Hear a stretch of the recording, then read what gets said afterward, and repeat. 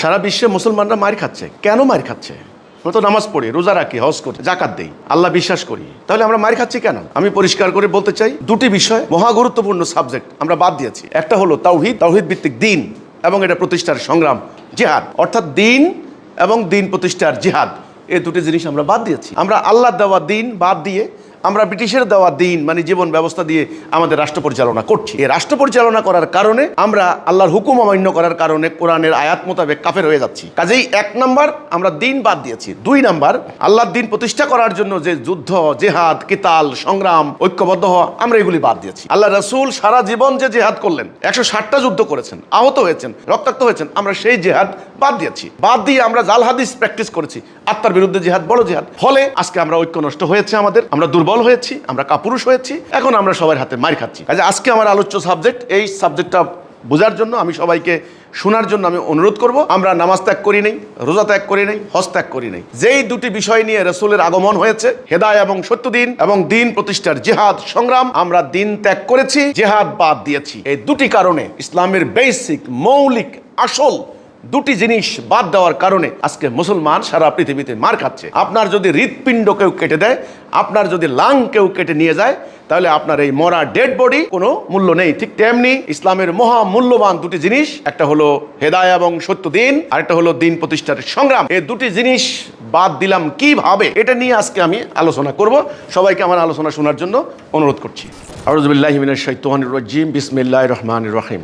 সম্মানিত ভাই ও বোনেরা, সবাইকে আন্তরিক সালাম, মোবারকবাদ। আপনারা বিশ্ব পরিস্থিতি সম্পর্কে নিশ্চয়ই অবগত। আপনারা দেখতে পাচ্ছেন গত কয়েকদিন থেকে ক্রমাগতভাবে ইসরায়েল এবং আমেরিকা যৌথভাবে ইরানের উপর যেভাবে হামলা চালাচ্ছে, ধ্বংস করছে, এটা নজিরবিহীন। তারও আগে আমরা দেখেছি তারা একইভাবে প্যালেস্টাইনিয়ান মুসলমানদেরকে তারা হত্যা করেছে, লুণ্ঠন করেছে, তাদের বাড়িঘর থেকে বিতাড়িত করে দিয়েছে লক্ষ লক্ষ মুসলমানকে। সেখানে প্রায় 24 লক্ষ মুসলমানকে তারা উদ্বাস্তু করেছে। এর আগে আমরা দেখলাম ইরাক তারা ধ্বংস করে দিয়েছে। এ ব্যাপারে কোনো বিচার হয়নি, আমরা মুসলমানরা কিছু করতে পারিনি। এর আগে হচ্ছে লিবিয়া, লেবানন, এই সমস্ত দেশগুলি তো এর আগে ধ্বংস হয়েছে। তারপর আফগানিস্তানে হামলা করেছে প্রায় 20 বছর থেকে। আমাদের বাড়ির পাশের মিয়ানমার 24 লক্ষ মুসলমানকে তারা দেশ থেকে বের করে দিয়েছে। এই মুহূর্তে কোটি কোটি মুসলমান আজকে উদ্বাস্তু। এখন প্রশ্ন হচ্ছে, আমরা কেন মাথা উঁচু করে দাঁড়াতে পারছি না? আমাদের সমস্যাটা কোথায়? আমরা তো সংখ্যায় কম না, আমরা প্রায় 240 কোটি মুসলমান, সমগ্র জনগোষ্ঠীর প্রায় 31%। আমাদের প্রায় ভৌগোলিক আয়তন যদি আমরা হিসাব করি 3 কোটি 22 লাখের উপরে আছে বর্গ কিলোমিটার। তা আমাদের এই বিপুল জনশক্তি, বিপুল আয়তন, আমাদের এতগুলি 57টা মুসলমান রাষ্ট্র, আমরা কেন কিছু করতে পারছি না? তো সেটার একটা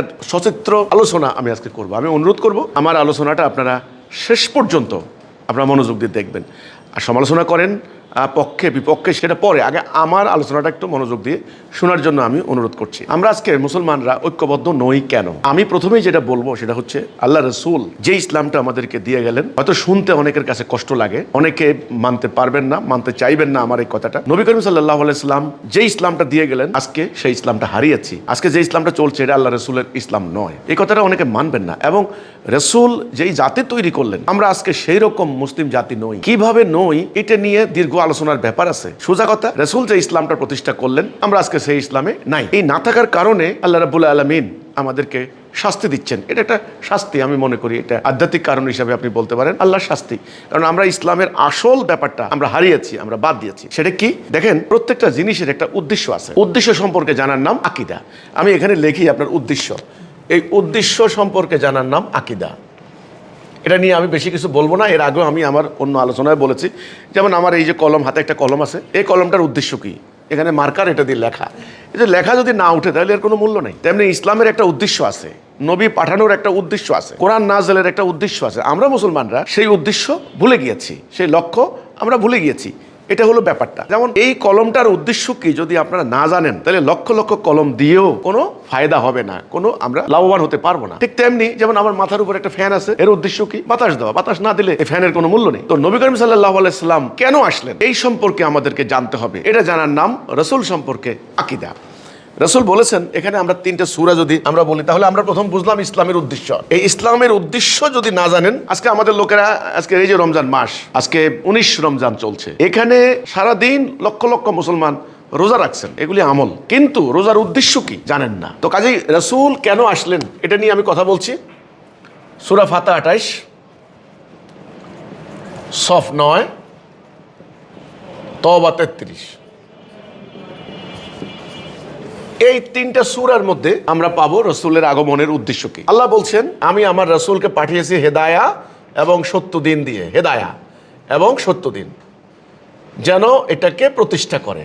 দেখেন এই দুটো জিনিস, হেদায়া এবং সত্য দিন, এই আয়াতগুলির মধ্যে ফাতা 28, সফ 9, তওবা 33, ওয়াল্লাযী আরসালা রাসূলাহু বিল হুদা ওয়া দীনিল হক, হেদায়া এবং সত্য দিন, এই দুটো জিনিস দিয়া আমি রাসূলকে পাঠিয়েছি। কেন?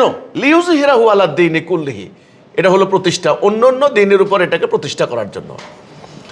তাহলে এই দুটো বিষয় আমাদেরকে পরিষ্কার হতে হবে, একটা হলো হেদায়া এবং সত্য দিন, আর একটা হলো সেই দিনটাকে প্রতিষ্ঠা করা। আপনি দেখেন আল্লাহর দেওয়া সত্য দিন যদি প্রতিষ্ঠা না হয় এর কোনো মূল্য নেই। ধরুন আপনি একটা দামি গাড়ি আমদানি করেন, গাড়িটা যদি আপনি চালিয়ে গন্তব্যে যেতে না পারেন, এই গাড়ি আমদানির কোনো মূল্য নেই, আপনি লক্ষ্যে পৌঁছতে পারবেন না। ঠিক তেমনি মানব জীবনে শান্তি, ন্যায় বিচার, সুবিচার কিভাবে আসবে সেটার জন্য আল্লাহ সুবহানাহু ওয়া তাআলা তিনি জানেন, তিনি আমাদেরকে সৃষ্টি করেছেন। তিনি যেমন আমাদেরকে সৃষ্টি করেছেন, তিনি খালেক, তিনি আমাদের অধিপতি, তিনি মালিক, তিনি আমাদের রিজিক দিচ্ছেন, তিনি রাজ্জাক। ঠিক তেমনি আমাদের জীবন কিভাবে চলবে, আমাদের রাষ্ট্র, আইন কানুন, আদালত, আমাদের বিচার কিভাবে চলবে, এটার একটা নিয়ম, বিধান, হুকুম তিনি দিতে পারেন। সেই জন্য উনি হচ্ছেন এলাহ। তাহলে আমাদের এই যে হেদায়া মানে হচ্ছে তাওহীদ, লা ইলাহা ইল্লাল্লাহ, এটা হলো তাওহীদ, হেদায়া, এটা হলো ঈমান। লা ইলাহা ইল্লাল্লাহ এটা কি? আল্লাহ ছাড়া আমরা কারো হুকুম বিধান মানি না, এটা হলো প্রথম কথা। একজন মুসলমান, একজন মোমেন, তাকে ঈমান আনতে হয় এই কথা বলে, আল্লাহর বিধান ছাড়া কারো বিধান মানি না, আল্লাহর হুকুম ছাড়া কারো হুকুম মানি না। এই আল্লাহর হুকুম, একমাত্র আল্লাহর হুকুম মানার যে অঙ্গীকার, এটা হলো তাওহীদ, এটা হলো ঈমান। এই ঈমান আনার পরে আপনার কর্তব্য হবে আল্লাহর দেওয়া বিধান মোতাবেক আপনার জীবন চলবে, আপনার রাষ্ট্র চলবে। আপনি যেমন বিয়ে শাদী কিভাবে করবেন আল্লাহ বিধান দিয়েছেন, আপনার অর্থনীতি কিভাবে চলবে সেটার বিধানও আল্লাহ দিয়েছেন, আপনার বিচার বিভাগে কিভাবে বিচার হবে সেটাও আল্লাহ দিয়েছেন। তাহলে এই যে দিন মানে জীবন ব্যবস্থা, রাষ্ট্র ব্যবস্থা, সমাজ ব্যবস্থা, সিস্টেম অফ লাইফ, এটাকে আমরা বলতে পারি system of life, system of life, way of life, way of life মানে জীবন পরিচালিত করার নিয়ম বিধান। আমরা মুসলমানরা, আমি কিন্তু আগে বলেছি যে সারা দুনিয়াতে আমরা মার খাচ্ছি, মাথা উঁচু করে দাঁড়াতে পাচ্ছি না। কেন? প্রবলেম কোথায়? আমরা তো নামাজ পড়ি, রোজা রাখি, হজ করি, আল্লাহ বিশ্বাস করি, তাহলে আমাদের প্রবলেমটা কোথায়? আমাদের প্রবলেম হচ্ছে 1 নাম্বার, আমরা তাওহীদ ত্যাগ করেছি, হেদায়া থেকে আমরা আউট। মানে লা ইলাহা ইল্লাল্লাহ যেটা কথা ছিল, আল্লাহর হুকুম ছাড়া কারো হুকুম মানি না, সেখানে আমরা আল্লাহর হুকুম বাদ দিয়ে আমরা মানুষের তৈরি হুকুম মানছি, ব্রিটিশের হুকুম মানছি। এটা 1 নাম্বার, ঈমান থেকে আউট। 2 নাম্বারে আমাদের যে রাষ্ট্র ব্যবস্থা চলে, এই যে আইন চলে, আদালত চলে, কোর্ট কাছারি চলে, অর্থনীতি চলে, যেমন সুদ হারাম, আমাদের রাষ্ট্র চলে সুদের। তাহলে আমরা যে বিধানটা মানছি এটা আল্লাহর বিধান নয়, এটা কোরআনের বিধান নয়, এটা হলো ব্রিটিশের তৈরি করা আইন, বিধান, তাদের তৈরি করা দিন। তো কাজে আমরা হেদায়া এবং এই সত্য দিন, এই দুটো জিনিস আমরা বাদ দিয়েছি। বাদ দিয়ে আমরা কি করছি খেয়াল করেন, বাদ দিয়ে আমরা কি করছি, আমরা নামাজ পড়ছি। আমি নামাজ দেখে এখানে নামাজ, রোজা, হজ, জাকাত, এইভাবেই সাধারণত মানুষ বলে, কিন্তু আমাদের হাদিস মোতাবেক সিরিয়ালটা হবে সালা, জাকা, হজ, সওম মানে রোজা। তো কাজে আমরা কিন্তু এইগুলি করে যাচ্ছি, আমরা কিন্তু এটা করছি, আমলগুলি করছি। আপনারা খেয়াল করেন, আমরা কিন্তু নামাজ পড়ছি, রোজা রাখছি, হজ করছি, জাকাত দিচ্ছি। এই যেমন এখন সরকার জাকাত আদায় করার জন্য বিভিন্ন শায়েখ ফকিরদেরকে দাওয়াত দিচ্ছেন, কিভাবে জাকাত আদায় করা যায়। খুব খেয়াল করেন কিন্তু এই আমলগুলি আমরা, কিন্তু আমাদের 1 নাম্বারে কিন্তু আমল না, 1 নাম্বারে ঈমান। ঈমানের কথা ছিল আল্লাহর হুকুম ছাড়া কারো হুকুম না মানা, হুকুমটাই আমরা বাদ দিয়েছি, আমরা ব্রিটিশের হুকুম মেনে চলছি, মাঝখানে আমরা এগুলো করছি। আজকে মুসলমানরা মার খাওয়ার এটা একটা কারণ, 1 নাম্বার। 2 নাম্বার, দিন প্রতিষ্ঠা, এটা আমাদের কোনো আকীদার মধ্যে নাই, কনসেপ্টে নাই। দেখেন দিন প্রতিষ্ঠা করবেন কিভাবে, জিহাদ এবং কিতাল, এই হচ্ছে বিষয়। জিহাদ ও কিতাল, এই হচ্ছে দিন প্রতিষ্ঠার আপনার প্রক্রিয়া, তরিকা। একটা হলো উদ্দেশ্য, একটা হচ্ছে উদ্দেশ্য অর্জনের প্রক্রিয়া। একটা হচ্ছে দিন, একটা হচ্ছে দিন প্রতিষ্ঠা। দুটি শব্দ কিন্তু পরিষ্কার করে বুঝবেন। একটা হচ্ছে দিন ইটসেলফ, দিন মানে system of life, way of life. আরেকটা হলো দিনটা প্রতিষ্ঠা করা। দিন হবে 2 প্রকার, একটা হচ্ছে আল্লাহর তৈরি, একটা হচ্ছে ইবলিসের তৈরি। যদি আমরা আল্লাহর তৈরি দিন মানি তাহলে আমরা মোমেন, আর যদি ইবলিসের তৈরি দিন মানি আমরা কাফের। আমার বক্তব্য, আমার দাবি, আমি যে কথা বলতে চাই সেটা হলো আমরা মুসলমানরা আল্লাহর দেওয়া সত্য দিন আমরা বাদ দিয়েছি আমাদের জীবনে, এটা আমরা মেনে নেই। আমরা ব্রিটিশের তৈরি আইন মানছি। এক। দুই, দিন প্রতিষ্ঠা করা, যে প্রতিষ্ঠা রাসূলুল্লাহ করেছেন, সেই প্রতিষ্ঠার সংগ্রাম, জেহাদ এবং কেতাল, এটা আমরা বাদ দিয়েছি। তাহলে এই দুটা জিনিস নিয়েই কিন্তু পূর্ণাঙ্গ ইসলাম। একটা হলো হেদায়া এবং সত্য দিন, একটা হলো এই দিনটা প্রতিষ্ঠার জন্য জেহাদ কেতাল। আমার প্রমাণটা, আমার কথারই যে প্রমাণটা দেখেন, মোমেনের সংজ্ঞা সূরা হুজরাতের 15 নম্বর আয়াত। আপনারা যারা কোরআন শরীফ পড়েন, সূরা হুজরাত আপনারা পড়লে পাবেন 15 নম্বর আয়াত। সেখানে আল্লাহ বলছেন নিশ্চয়ই তাহারাই মোমেন যারা আল্লাহ এবং তার রাসূলের প্রতি ঈমান আনে। খেয়াল করেন, তাওহীদ, লা ইলাহা ইল্লাল্লাহ মুহাম্মাদুর রাসূল, এবং জান মাল দিয়ে জেহাদ করে। তাইলে মোমেনের সংজ্ঞাই ইসলামের সংজ্ঞা কিন্তু। তাইলে ঈমান এবং জিহাদ এই দুটো জিনিস নিয়ে কিন্তু মোমেন। আল্লাহ বলেছেন কিন্তু মোমেনকে আল্লাহ সাহায্য করবেন। আল্লাহ কিন্তু ওয়াদা, ওকানা হাক্কা, নাইলে এটা নাসরুল মুমিনিন, মোমেনদেরকে সাহায্য করা আল্লাহর ওয়াদা। এক। দুই, আল্লাহ বলছেন তোমরা হতাশ হইও না, নিরাশ হইও না, তোমরা বিজয়ী হবে যদি তোমরা মোমেন হও। তাহলে মোমেনের সংজ্ঞা কি? সংজ্ঞা হচ্ছে তাওহীদ এবং জিহাদ। আমার বক্তব্য, মুসলমানরা 1 নাম্বার তাওহীদ ত্যাগ করেছি, 2 নাম্বার আমরা জিহাদ ত্যাগ করেছি। আমাদের কিন্তু নামাজ ঠিক আছে, নামাজ, রোজা, হজ, যাকাত এগুলি কিন্তু করছি, কিন্তু ইসলামের যে বেসিক দুইটা জিনিস নিয়ে যে পূর্ণাঙ্গ ইসলাম, ওটা কিন্তু আউট। এখন কথা হচ্ছে কেন? আমি দেখেন, এই যে দিন প্রতিষ্ঠার হলো কেতাল এবং জেহাদ, আমি এই প্রসঙ্গটা এইখানে এই জন্য আনলাম। আমি কতগুলা আয়াত আমি এখানে উল্লেখ করেছি। আপনারা যারা কোরআন শরীফ পড়েন, কোরআন শরীফ খুলে আপনারা এটা দেখতে পারেন। ওকে, যেমন ধরেন আল্লাহ কোরআনে বলেছেন তোমাদের জন্য কেতাল ফরজ, কুতিবা আলাইকুমুল কিতাল ওয়া হুয়া কুরহুল লাকুম, সূরা বাকারা 216 নম্বর আয়াত। ম্যান্ডেটরি, এটা কিন্তু ফরদে আইন, এটা কিন্তু ফরজ। তাইলে আমরা কিন্তু কি, আমরা মুসলমানরা রোজা ফরজ, নামাজ ফরজ, আমাদের আলেম ওলামারা এই ওয়াজ করেন, কিন্তু তারা কারো কাছে এই ওয়াজ করেন না যে তোমার জন্য যুদ্ধ ফরজ, তোমার জন্য জেহাদ ফরজ। এটা কিন্তু বলেন না। কেন বলেন না? কারণ দিন প্রতিষ্ঠার প্রক্রিয়া ওনারা বাদ দিয়েছেন। ব্যক্তিগতভাবে এই যে রোজা রাখেন, আজকে সারাদিন ধরেন রোজা রাখলেন, রোজা, কিন্তু আপনার জন্য রোজা ফরজ হলে যুদ্ধ তো ফরজ, ওটা করবে কে? ওটা কিন্তু আমরা বাদ দিয়েছি। আমরা বাদ দিলামটা কি? কোনটা বাদ দিলাম? রাষ্ট্রীয় জীবনে যেটা দরকারি ওটা কিন্তু আমরা বাদ দিয়েছি, আর ব্যক্তিগত জীবনে যেটা আমল কিছু ওটা আমরা ধরেছি। তো স্বাভাবিকভাবে আমরা মার খাবো। এবার আসেন, আল্লাহ কোরআনে বলেছেন সূরা বাকারার 193, আনফাল 39, এই দুটি সূরা আল্লাহ বলছেন কাতিলহুম হাত্তা লা তাকুনা ফিতনাতু ইয়াকুনুদ্দীনু কুল্লুহু লিল্লাহ। ফিতনা নির্মূল হয়ে আল্লাহর দিন পূর্ণরূপে প্রতিষ্ঠিত না হওয়া পর্যন্ত তোমরা কেতাল করো, জিহাদ করো, কেতাল করো, সংগ্রাম করো। তাহলে আল্লাহর কোরআনের নির্দেশ যে ফিতনা নির্মূল না হওয়া পর্যন্ত কিন্তু কেতাল করতে হবে আপনাকে। তাহলে ফিতনা নির্মূলের প্রক্রিয়াটা কি? কেতাল, সংগ্রাম, যুদ্ধ। কোনোভাবে আপনি ফিতনা নির্মূল করতে পারবেন না। ফিতনা কি? এই যে অরাজকতা, এই যে অন্যায়, এই যে জুলুম, এই যে ঘুষ, সুদ, এই যে শত্রুর হামলা, উদ্বাস্তুকরণ, এগুলো হচ্ছে ফিতনা। এগুলো নির্মূল করতে হলে আপনাকে জিহাদ করতে হবে, যুদ্ধ করতে হবে। নবী করিম সাল্লাল্লাহু আলাইহি সাল্লামের সারা জীবন উনি 160টা যুদ্ধ করেছেন, ছোট বড় 107, 107। আপনার বদরের যুদ্ধের আগেও কিন্তু 8টা যুদ্ধ হয়েছে, ছোট ছোট ছোট ছোট অভিযান 8টা। বদর যুদ্ধ হলো 9ম। এরপর থেকে হিসাব করেন, রাসূলুল্লাহর ইন্তেকালের 4 দিন আগেও তিনি উসামা ইবনু জায়েদের মাথায় যুদ্ধের আমামা বেঁধে দিয়ে পতাকা দিয়ে বললেন যাও সেই ময়দানে যেখানে তোমার বাবা শহীদ হয়েছেন। কাজেই আপনি কিন্তু রাসূলুল্লাহর পূর্ণাঙ্গ জীবনীটা দেখতে হবে। রাসূলুল্লাহ সাহাবীরা তারা পেটে পাথর বেঁধেছেন, ওকে, তবলিগ করতে গিয়ে না, পেটে পাথর বেঁধেছেন, শত্রুর আঘাতে আঘাতে জর্জরিত হয়েছেন, গাছের লতাপাতা খেয়েছেন, ওনারা দেশান্তরিত হয়েছেন। এই যুদ্ধ করে ওনারা কি করলেন? 12.5 লক্ষ বর্গ মাইল এলাকায় আল্লাহর দ্বীনটা প্রতিষ্ঠা করলেন।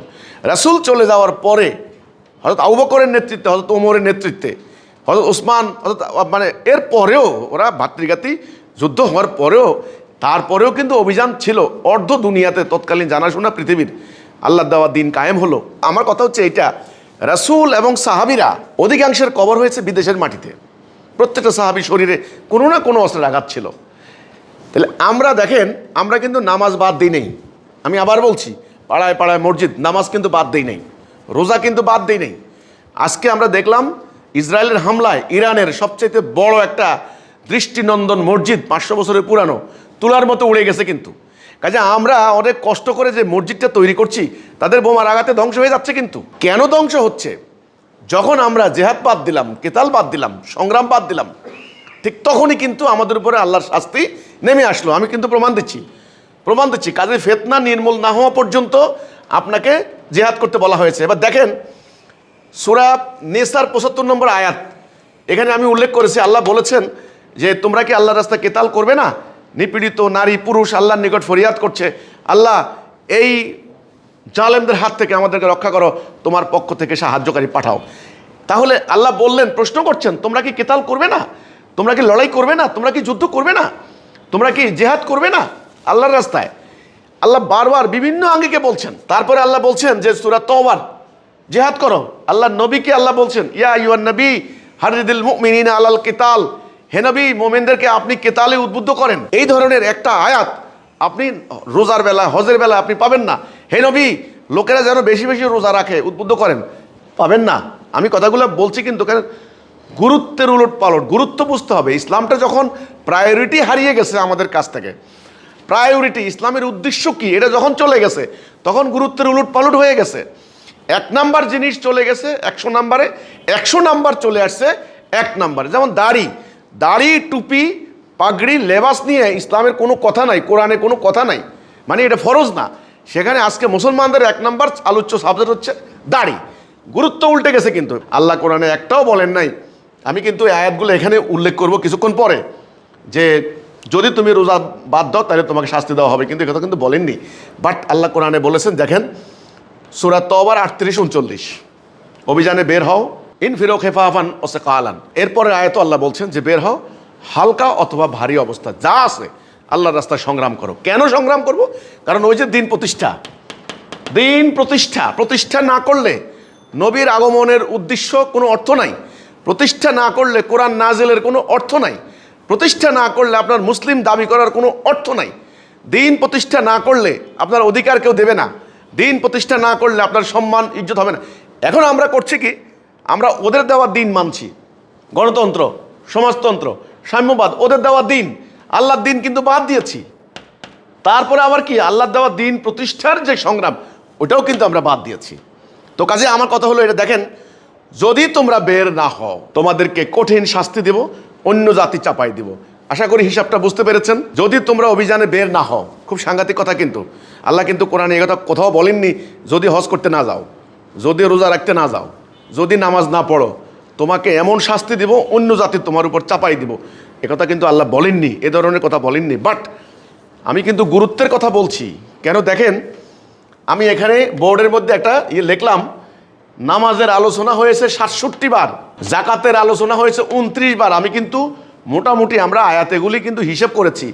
আপনি ডিরেক্ট ইনডিরেক্ট আপনি কিন্তু প্রত্যক্ষ পরোক্ষভাবে আয়াতের বেশ কম থাকতে পারে, আমি সেটা অস্বীকার করছি না। অনেকে বলে নামাজের কথা 82 বার, হ্যাঁ থাকতে পারে, বিভিন্ন আঙ্গিকে বিভিন্নভাবে আসতে পারে। বাট আমরা একেবারে সলাতের যে আয়াতগুলি একত্রিত করে আমরা পেয়েছি 67 বার। ওকে, জাকাতের কথা 29 বার, দেখেন হজ্জের কথা 10 বার, রোজার কথা 2 বার, তাওহীদের কথা 223 বার, আর জেহাদ এবং কেতালের কথা 164 বার, আরও বেশি আছে। এখন আমি যদি প্রায়োরিটি হিসাব করি, দেখেন আল্লাহ রাব্বুল আলামিন সবচাইতে 1 নাম্বার বেশি আলোচনা করছেন তাওহীদ, এটা 1। তারপরে বেশি আলোচনা করছেন জেহাদ কেতাল, এটা 2 নাম্বার। দেখেন তারপরে তৃতীয় বেশি আলোচনা করছেন সালাহ, 3 নাম্বার। খেয়াল করেন, তাহলে তাওহীদের কথা কোরআনের সবচেয়ে বেশি আলোচনা করা হয়েছে। জেহাদের কথা দ্বিতীয়বার তাওহীদের পরে। কেন? এই জেহাদ এবং কেতালের কথা, মুসলমান কিন্তু জেহাদ কেতাল ছাড়ছে। আমার কথা, মুসলমান কিন্তু নামাজ ছাড়ে নাই, মুসলমান কিন্তু রোজা ছাড়ে নাই, মুসলমান ছাড়ছে জেহাদ এবং কিতাল। এই জন্য ছাড়ার কারণে মুসলমানদের যে জেহাদের চেতনা, যে ইমানের চেতনা, এটা কিন্তু আউট।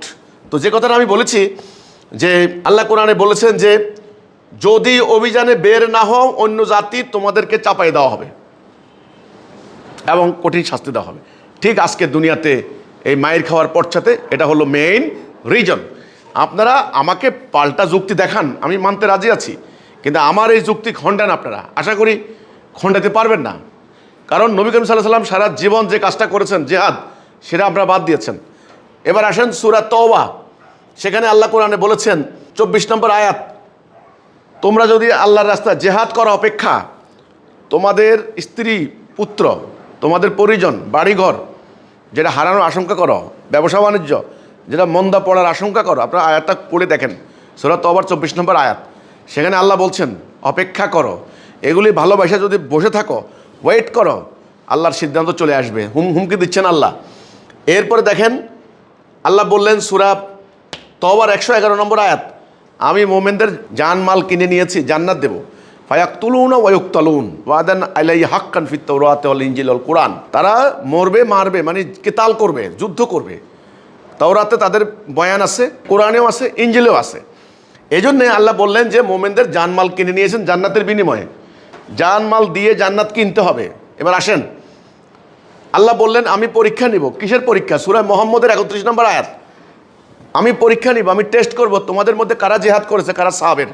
কোরআনে আল্লাহ একটা কথাও বলেননি আমি পরীক্ষা নিব কারা রোজা রাখছো, কারা নামাজ পড়ছো, একথা বলেননি। আল্লাহ বলছেন কারা জিহাদ করছো, কারা সাহাবের।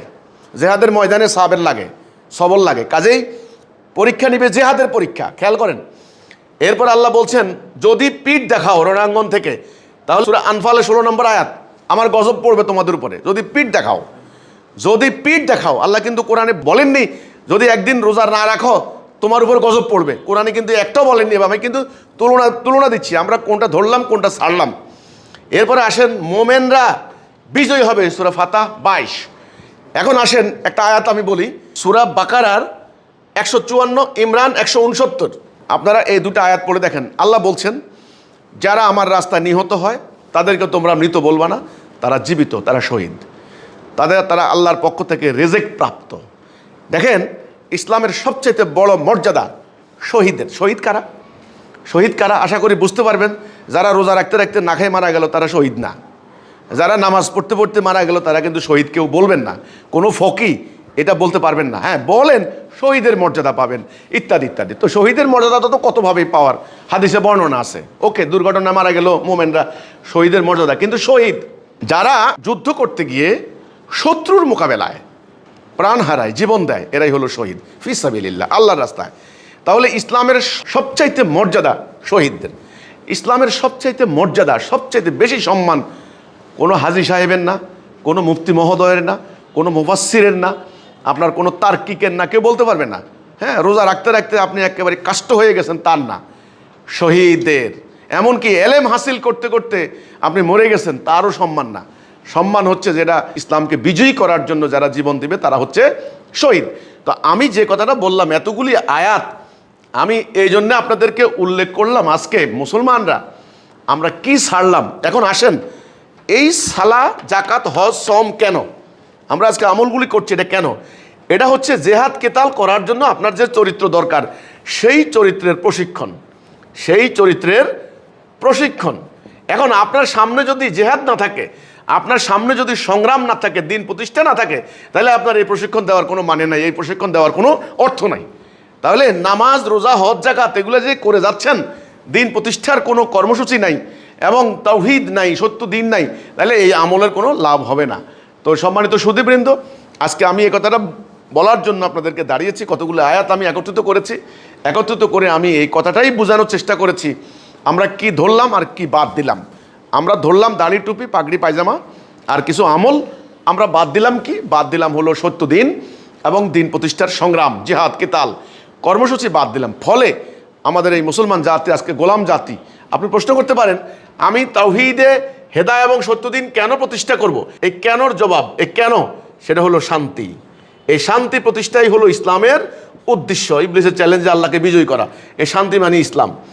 একটা গাছ রোপণ করার উদ্দেশ্য হচ্ছে ফল পাওয়া, ফল, রেজাল্ট। আপনি একটা গাছ রোপণ করলেন, ধরেন একটা কাঁঠাল গাছ রোপণ করলেন, তো কাঁঠালের বীজ লাগবে, গাছ, পানি দিবেন, সার দিবেন, পাহারা দিবেন, বেড়া দিবেন, একটা নির্দিষ্ট টাইমে কাঁঠাল ধরবে। কাঁঠাল পাওয়ার উদ্দেশ্যই কিন্তু এত কিছু, এত কষ্ট। ঠিক তেমনি আল্লাহ সত্য দিন দিলেন, এই সত্য দিনের ভিত্তি হচ্ছে তাওহীদ, কিন্তু এটা প্রতিষ্ঠা করতে হবে। প্রতিষ্ঠা করার প্রক্রিয়া, প্রসেস, পলিসি অ্যান্ড প্রসেস, এটা কিন্তু পরিষ্কার মনে রাখতে হবে, পলিসি অ্যান্ড প্রসেস।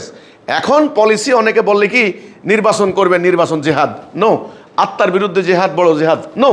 আল্লাহ রসুল যে জেহাদ করেছেন, অর্থাৎ জান মাল দিয়ে ঐক্যবদ্ধ হয়ে একজন নেতার নেতৃত্বে আল্লাহ দেওয়া দ্বীনুল হক প্রতিষ্ঠা করার জন্য সংগ্রাম, জিহাদ এবং কিতাল, এই কথাটাই আমি বলার চেষ্টা করেছি। এই জন্যে মোমেনের সংজ্ঞায় জেহাদের কথা আছে।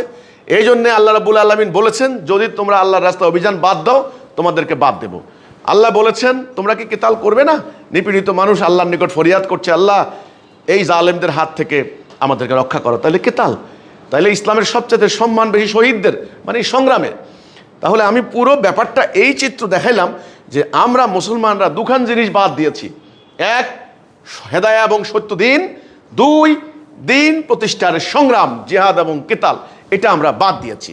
অর্থাৎ ইসলামের প্রাণ, ভাইটাল অর্গানস, যেই দুটো জিনিস নিয়েই ইসলাম, যেটার জন্য নবীর আগমন হয়েছে, আমি আমার রসুলকে পাঠিয়েছি হেদায়া এবং সত্য দিন দিয়ে, যেন এটাকে প্রতিষ্ঠা করেন।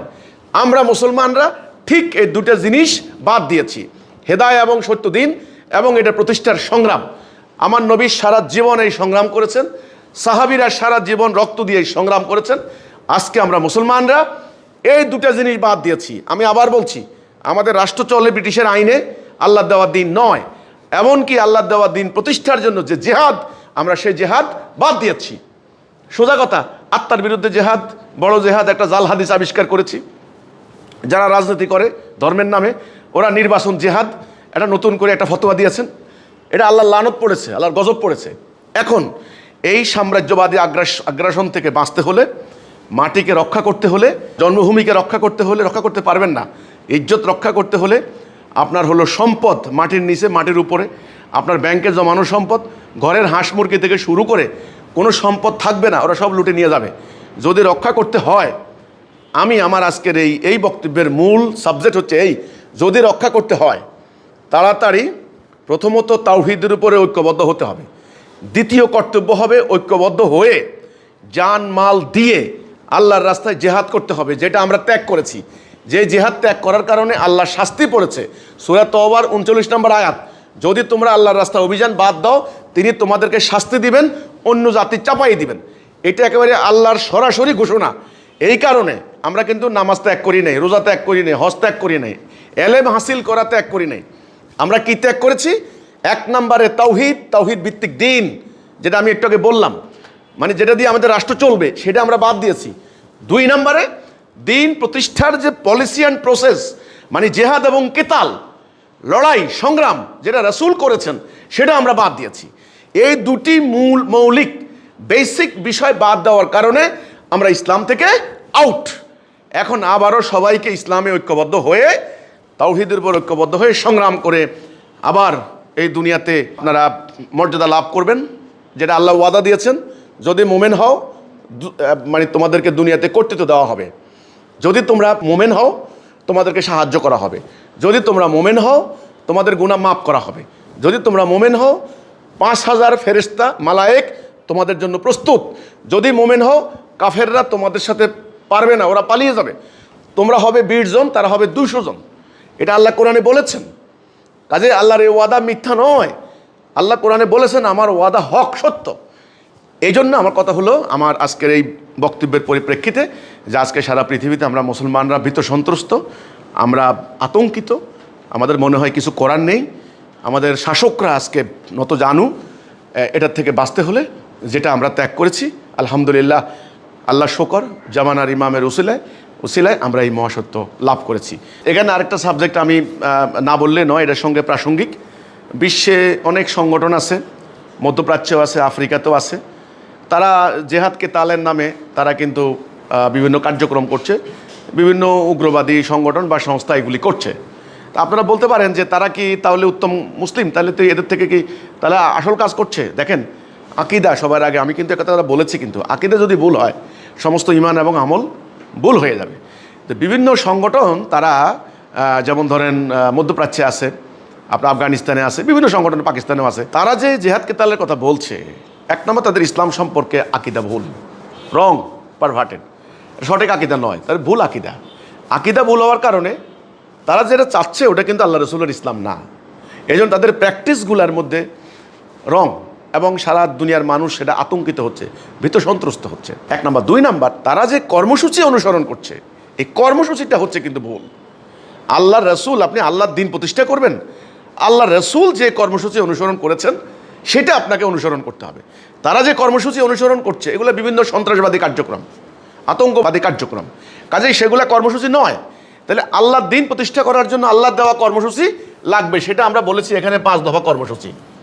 1 নম্বরে ঐক্যবদ্ধ হইতে হবে পুরো জনগোষ্ঠীকে তাওহীদের উপরে, ওরা কিন্তু সেটা করেনি, তাওহীদের ধারণাও তারা দেয়নি। 2 নম্বরের শৃঙ্খলা, ডিসিপ্লিন, আপনি যা খুশি তা করতে পারেন না, যা খুশি তা বলতে পারেন না। 3 নম্বরে আনুগত্য, একজন নেতার আনুগত্য করতে হবে। 4 নম্বরে হিজরত করতে হবে। হিজরত কি? আলাদা হওয়া, শিরিক কুফর থেকে আলাদা হওয়া। 5 নম্বরে আপনি জিহাদ করবেন। তাহলে এই কর্মসূচি হচ্ছে দিন প্রতিষ্ঠার কর্মসূচি। বিশ্বে যত সংগঠন আছে আমার জ্ঞান মতে, আমার জানা মতে হিজবুত তৌহিদ ছাড়া আল্লাহর দেওয়া এই পবিত্র কর্মসূচি কেউ অনুসরণ করছেন না। এই হচ্ছে কথাটা। কাজেই কোনো সংগঠন আছে জিহাদ কেতালের কথা বললেই সেটা কিন্তু ইসলামের জিহাদ কেতাল হবে না। তাহলে কোনটা হবে? যাদের সঠিক আকীদা, ইসলাম সম্পর্কে কম্প্রিহেন্সিভ কনসেপ্ট, সম্যক ধারণা যারা লাভ করবেন প্রকৃত ইসলাম, সেটাই হলো আসল আকীদা। তো এই হচ্ছে আমার কথাটা। তো অন্য সংগঠনগুলির সাথে কিন্তু হিজবুত তৌহিদের বিশাল তফাৎ কিন্তু এই জায়গাটায়। হিজবুত তৌহিদ আল্লাহ রসুলের প্রকৃত ইসলাম নিয়ে দাঁড়িয়েছে এবং ঠিক আল্লাহ রসুল যে কর্মসূচি অনুসরণ করেছেন সেই কর্মসূচি, 5 দফা কর্মসূচি, সেটা অনুসরণ করছেন। এই জন্যে হিজবুত তৌহিদ সত্য এবং হক। তো কাজে আমি এখন যেটা বলার চেষ্টা করব সর্বশেষে, আমার কথার উদ্দেশ্য হচ্ছে আজকের এই কথাটুকু। আজকে আপনারা যারা সারা পৃথিবীতে মুসলমান নামের আল্লাহকে বিশ্বাস করেন, রাসূলকে বিশ্বাস করেন, আপনাদের উচিত হবে যদি আমার কথাকে যৌক্তিক মনে করেন, সত্য মনে করেন এবং বক্তব্য শোনার পরে আপনি যথেষ্ট কনভিন্স হন, তাহলে আপনার নিজে বুঝে থাকলে হবে না, এই সত্যটাকে প্রতিষ্ঠা করার জন্য আমাদের সাথে ঐক্যবদ্ধ হন। ঐক্যবদ্ধ হয়ে আসুন, আমরা আল্লাহর দিনটা প্রতিষ্ঠা করি।